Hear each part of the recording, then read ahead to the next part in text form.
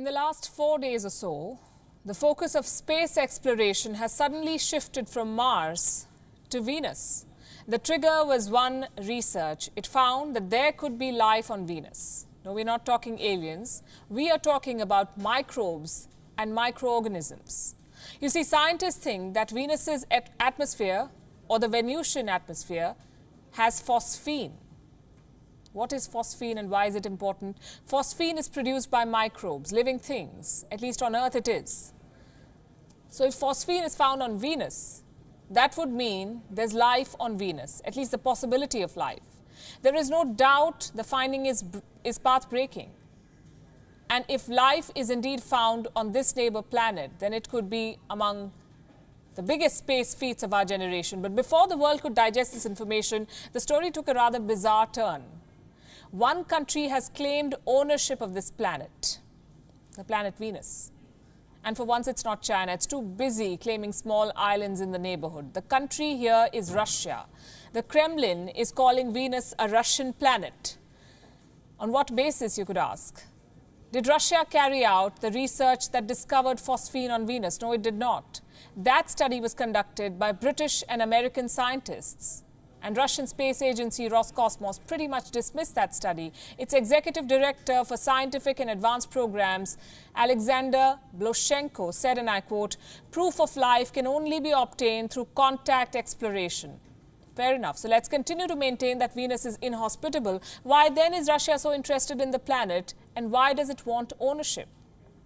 Well, the Kremlin has not bothered to explain. But here is what the Russian Space Agency has put on its website, the history of Venus missions.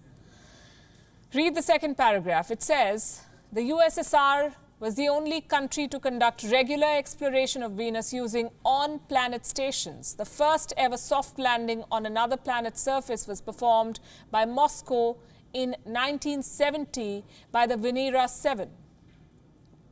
Roscosmos claims, and I quote again, several orbital missions and landings provided detailed data on the Veneran climate, soil, and atmosphere condition.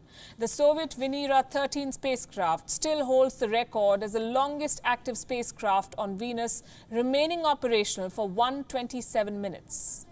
Well, Russia's claims are not fictional, but it misses out an important fact.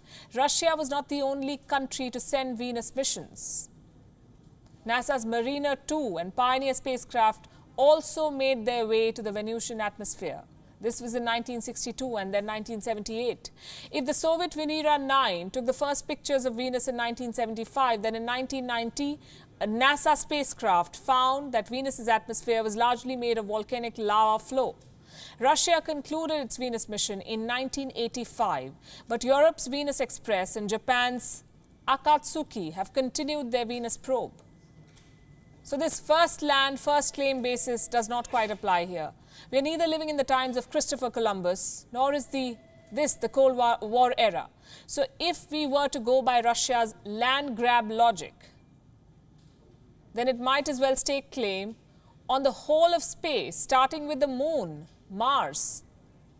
Wasn't it the Soviet Union that first landed on these surfaces as well? It's not surprising that Russia's Venus claim has been reduced to a joke. Other countries are working on sending their missions. NASA has shortlisted Da Vinci Plus and Veritas for a trip to Venus. India is already working on Chandrayaan-1 to analyze the chemistry of Venus by orbiting around the planet. Russia has included a Venus mission in its space exploration program from 2021 to 2030.